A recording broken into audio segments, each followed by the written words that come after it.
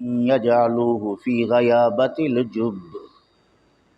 وأوحينا إليه لتنبئنهم بأمرهم هذا وهم لا يشعرون وجاءوا أباهم عشاء يبكون قالوا يا أبانا إنا ذهبنا نستبق وتركنا يوسف عند متاعنا فأكله الذئب وما أنت بمؤمن لنا ولو كنا صادقين وجاءوا على قميصه بدم كذب قال بل سولت لكم أنفسكم أمرا فصبر جميل واللہ المستعان علی ما تصفون۔ اب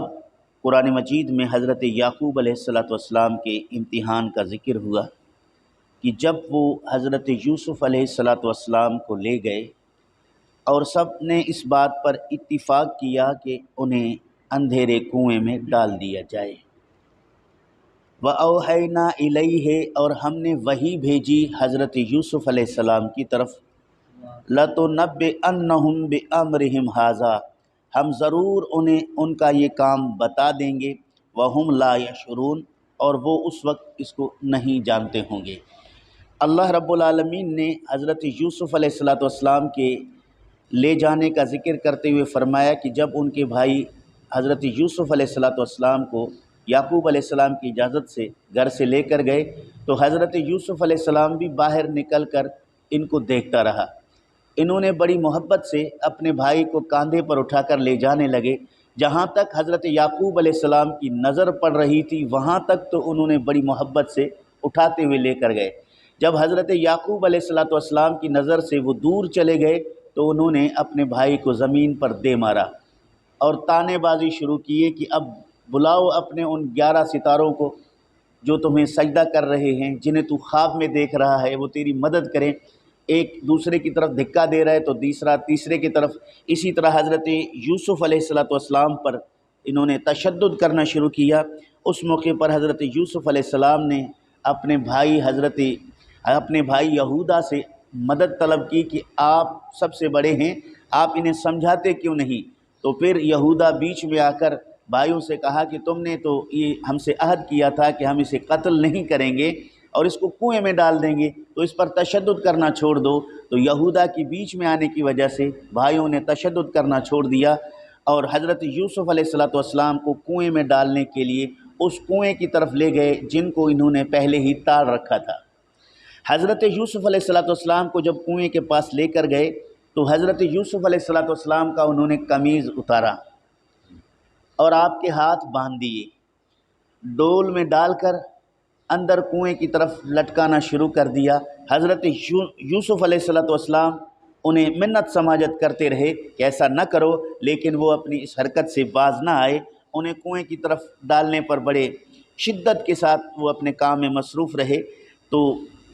یہاں رب ذوالجلال نے حضرت یوسف علیہ السلام کے دل میں یہ بات ڈالی یا فرشتے کے ذریعے وحی کیا تو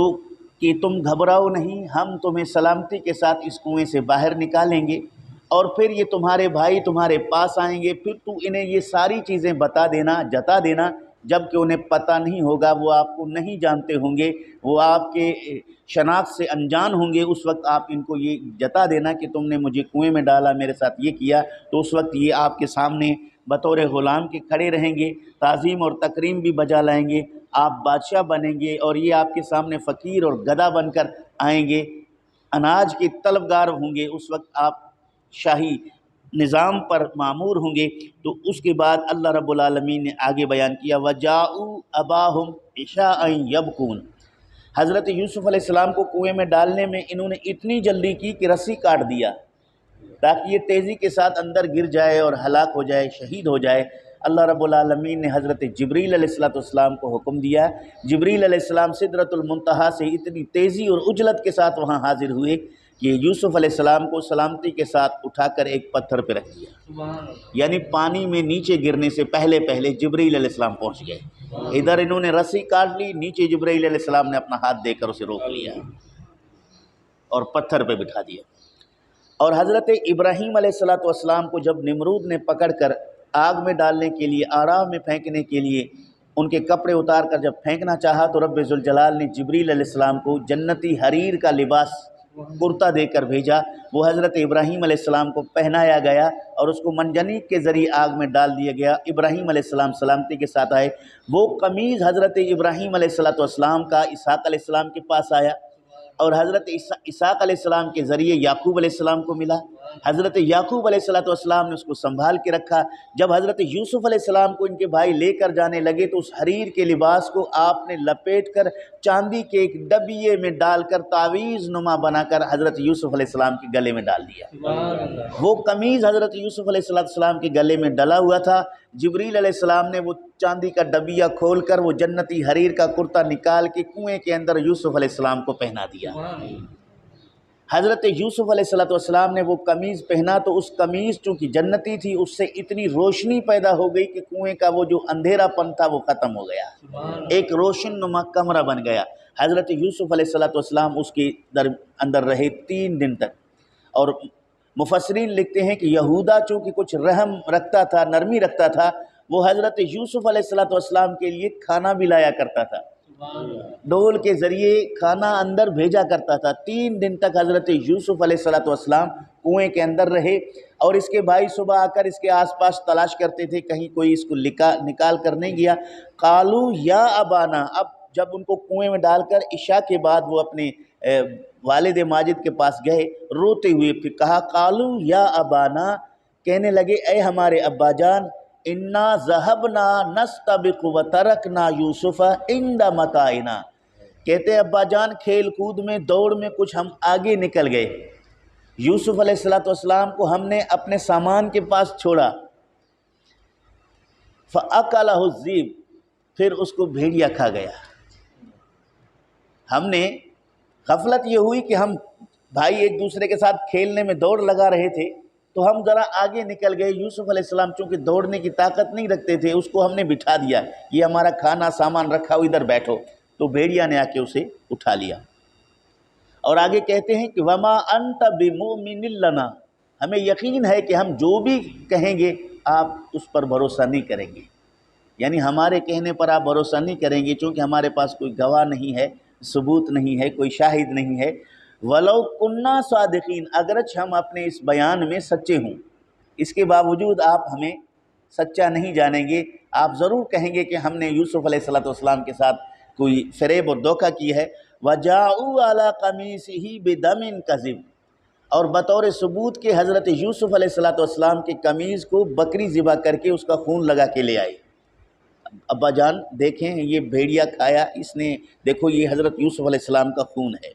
مفسرین لکھتے ہیں کہ حضرت یوسف علیہ السلام کے اس قمیض مبارک کو یعقوب علیہ السلام نے لے کر اس کو سیدھا کیا اور دیکھنے لگا، اور دیکھتے ہوئے کہا کہ یہ بھیڑیا بڑا حکیم اور عقل مند لگتا ہے، یہ بھیڑیا جس نے میرے بچے یوسف کو کھایا ہے یہ اتنا بڑا دانا اور عقل مند ہے کہ اس نے یوسف علیہ السلام کو قمیض سے نکال کے کھایا تو ضرور لیکن قمیض کو پھاڑا نہیں۔ دیکھیں ایک جانور اگر کسی چیز کو کھا لیتا ہے تو کپڑے کو چیر کر لیر کر دیتا ہے، تو یہ کیسا بھیڑیا ہے جس نے یوسف علیہ السلام کو کھایا، یوسف علیہ السلام کا خون قمیض پہ تو لگ گیا لیکن قمیض پھٹا نہیں، اس میں کوئی اس کے دانت کے نشان نہیں، پنجے کے نشان نہیں، کس طرح اس بھیڑیے نے کھایا؟ اس بات سے وہ وہیں پہ شرمندہ ہو گئے۔ انہیں پتہ چلا کہ ہمارے والد ماجد کو یہ قمیض ہم نے پیش کر کے حقیقت تو بتا دیا کہ ہمارے ابا جان تو سمجھ گئے ہیں کہ یہ کوئی ہمارے دلوں کا فریب ہے۔ اس کے بعد یعقوب علیہ السلام بھی خود ان سے انہیں جتایا، قال بل سولت لکم انفسکم امرا، یہ تو تمہاری دل سے گھڑی ہوئی بات ہے جو تم میرے سامنے پیش کر کے لائے ہو، اس میں کوئی حقیقت نہیں ہے۔ اگر بھیڑیا یوسف علیہ السلام کو معاذ اللہ کھا لے تو اس کا قمیض پرتا سلامت کیسے رہے؟ پھر انہوں نے ایک بھیڑیا پکڑ کے لے کر آئے، ایک بھیڑیا پکڑ کے لے کر آئے، کہنے لگے ابا جان اس نے کھایا ہے۔ حضرت یعقوب علیہ السلام نبی ہیں، بھیڑیا سے بولنے لگے تو اللہ رب العالمین نے اپنے نبی کے معجزے کو اس بھیڑیے کو بولنے کی طاقت دے دی۔ اس بھیڑیا نے کلام کیا کہ اے اللہ کے نبی، میں نے یوسف علیہ السلام کو نہیں کھایا۔ دوسری بات یہ ہے کہ جو بھی اللہ کے نبی ہیں ان کو کوئی بھیڑیا ان کے ساتھ اس طرح کا سلوک نہیں کر سکتا، کیونکہ اللہ کے نبی پر کوئی بھی جانور حملہ نہیں کرتا،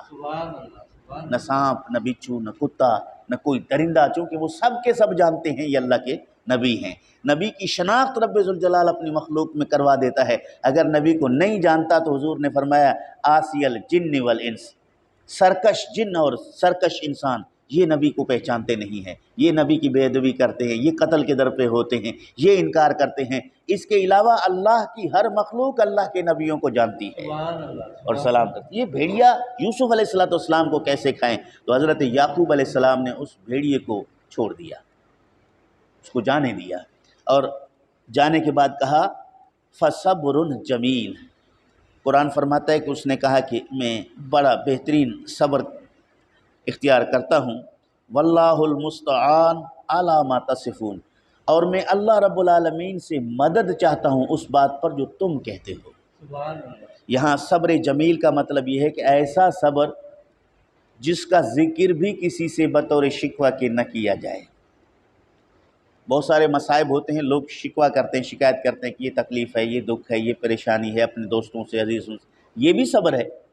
کیونکہ اس میں کسی قسم کی بے صبری نہیں ہے، صرف اظہار ہے اپنے دکھ تکلیف کا اس صبر کو۔ لیکن ایک ایسا صبر ہے جس کا اظہار بھی نہیں ہے، جو کچھ ہے بس اللہ اور اس بندے کے درمیان ہے، کسی دوسرے تیسرے کو پتہ بھی نہیں کہ کیا ہے۔ تو یعقوب علیہ السلام نے ایسا صبر کیا جس کو قرآن مجید نے یہاں بیان کیا۔ تو یوسف علیہ السلام کو ان کے بھائیوں نے کنویں میں ڈال کر جھوٹا ثبوت لے کر آئے، اور جھوٹا ثبوت پیش کرنے پر وہ نادم ہو گئے۔ پتہ چلا کہ اللہ رب العالمین کی یہ حکمت ہے کہ جھوٹا آدمی کسی قسم کی جھوٹی چیزیں لے کر آئے، گواہیاں، کوئی ثبوت، کوئی پروف، وہ کسی نہ کسی دن ظاہر ہو جائے گا۔ یعنی جھوٹی بات ہمیشہ اس میں کوئی قوت نہیں ہے جو کسی کو بچا لے۔ وقتی طور پہ چلو لوگ ان کی جھوٹی باتوں سے یا جھوٹی شواہد سے شاید یقین کر کے اس کو بے گناہ سمجھ لیں، یا مدعی کو جو ہے اس کے دعویٰ کے مطابق کہہ کر کسی غیر مستحق سزا کو سزا دے دیں وقتی طور پہ، لیکن آخر میں وہ ظاہر ہو جاتا ہے، پتہ چلتا ہے کہ یہ فیصلہ غلط ہوا، یہ کہانی غلط ہوئی، یہ ثبوت غلط ہوئے، یہ باتیں غلط تھیں۔ تو یہاں قرآن مجید نے یوسف علیہ السلام کے متعلق جو انہوں نے کمیز پیش کی، دوسرا یہ کہ جھوٹے کو تھوڑا سا آزمایا جائے، وہ پتہ چلتا ہے جھوٹ کو ہمیشہ کسی نہ کسی جگہ پہ بھول ہے۔ انہوں نے یوسف علیہ السلام کے کمیز کو بطور ثبوت کے تو پیش کیا، لیکن ان کو پھاڑنا بھول گئے، بھیڑیا کی طرح اس کو چیرنا بھول گئے، تاکہ کچھ چیر پھاڑ کر، ہم چور جو چوری کرتا ہے تو نشان چھوڑ کے جاتا ہے، کوئی نہ کوئی علامت چھوڑ کے جاتا ہے۔ غلط بیان کرنے والا غلط بیانی کر کے پھر کوئی نہ کوئی چھوڑ دیتا ہے۔ حافظہ را دروغ گورا حافظہ نہ باشد، جھوٹے آدمی کو یادداشت رہتی نہیں ہے،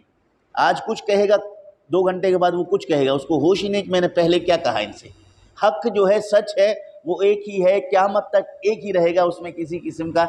فرق نہیں آئے گا، ترمیم نہیں ہوگی۔ اور جس کی باتوں میں ترمیم ہو تو اس میں صداقت نہیں ہے، چونکہ اس کی یادداشت نہیں ہے۔ جھوٹ بولنے والا سوچتا رہتا ہے میں اپنی دفاع کے لیے کیا بولوں، دو جملے اور اضافہ کر لیتا ہے، پھر دیکھتا ہے کہ 2 جملے میں نے زیادہ بولے ہیں، اب 2 پھر کم کر لیتا ہے۔ تو فیصلے کرنے والوں کو 2-4 مرتبہ پوچھنے سے اندازہ لگا دینا چاہیے اس کی باتیں کس طرح کی ہیں اور کیا کرنا چاہتا ہے۔ تو یہاں قرآن مجید نے ایک واضح کر دیا کہ یوسف علیہ السلام کو ان کے بھائیوں نے جو سزا دینا چاہا اپنی طرف سے دے دیا، لیکن رب ذوالجلال نے حضرت یوسف علیہ السلام کو کامیابی سے ہمکنار کر کے عزیز مصر کے پاس پہنچا دیا۔ پھر وہاں جو ہے خزائن کا وزیر بنا کے تمام لوگوں کو اس کے سامنے سوالی بنا کر پیش کیا۔ اللہ تعالیٰ جل شانہ عمل کی توفیق نصیب فرمائے۔ اور اس کے بعد پھر حضرت یوسف علیہ السلام کو نکالا جاتا ہے، پھر ان کے بھائی ان نکالنے والوں کے سامنے آ کر پھر اس کو بیچتے ہیں، وہ اگلی آیتوں میں انشاءاللہ کل بیان کریں گے۔ اللہ تعالیٰ عمل کی توفیق نصیب فرمائے۔